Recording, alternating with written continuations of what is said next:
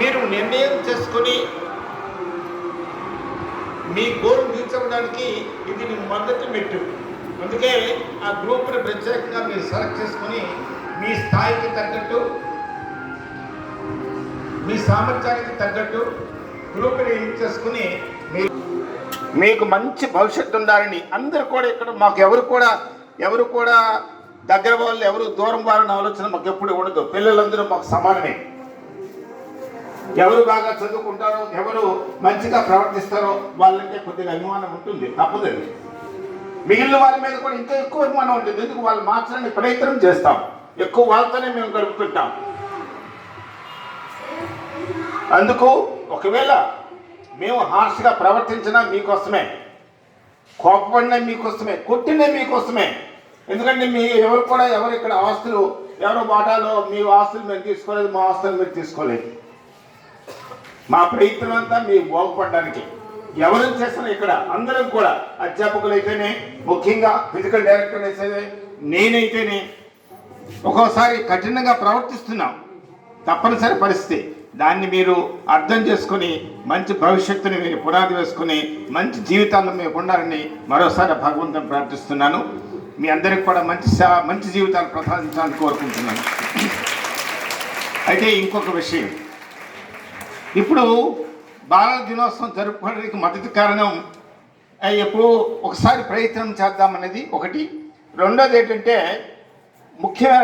రెండో ముఖ్యమైన కారణం మనం ఆగస్టు 15కి మనం ఆటలాడించాం, అలాగే ఏవో కొన్ని పోటీలు నిర్వహించాం.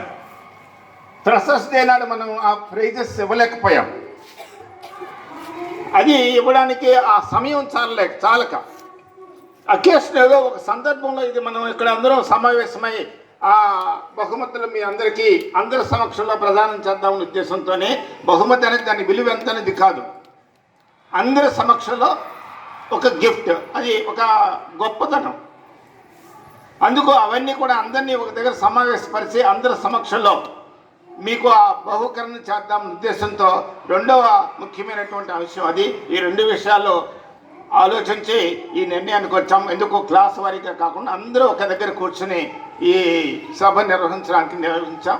కాబట్టి మీ అందరూ కూడా మీరు సభ అంటే ఈ సమావేశం అయిపోయిన తర్వాత మీరు అతి జాగ్రత్తగా మీరు వెళుతుండాలి. అమ్మాయిలు కానీ అబ్బాయిలు కానీ. గతంలో ఒకసారి మనం ఒక సభ నిర్వహించినప్పుడు నేను ఎందుకు మరొకసారిగా చెప్తున్నా అంటే, మనం ఇక్కడే ఒక సమావేశం గతంలో ఏర్పాటు చేశాం. ఆ టైంలో చాలామంది వెళ్తూ విపరీతంగా కేకలు వేశారు. ఇది మనకి అసలు కరెక్ట్ కాదు,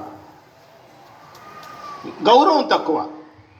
ఎంత చేస్తున్నామో ఎంత చేస్తున్నాం కానీ ఏదో లోపం ఇక్కడ ఉంది అంటే మా చేతగానే తనవచ్చు.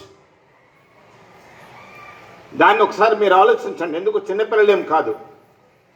అందుకోసం మంచి ప్రవర్తనతో ఉండండి. మీరందరూ కూడాను ఈ వెళ్ళేటప్పుడు మాత్రం ఇదే చెప్తున్నాను, మరీ చెప్తున్నాను, ఒక రకంగా రిక్వెస్ట్ మీ అందరికి కూడాను. వెళ్ళేటప్పుడు ఎంత నిశ్శబ్దంగా ఎంత బాగా వెళ్తారో మీ క్లాసుల్లోకి అది ఒక మీ చేతుల్లోనే ఉంది. అందుకు దయచేసి లెక్చరర్స్ కూడాను ఫ్లోర్కి ముగ్గురేసి చెప్పున్నా అక్కడ నిల్చుంటే సహకరిస్తే శుభ్రంగా అందరూ కూడా నా క్లాసుల్లో వెళ్ళేటట్టు సహకరించండి. సరే, థ్యాంక్ యూ వెరీ మచ్ అండి.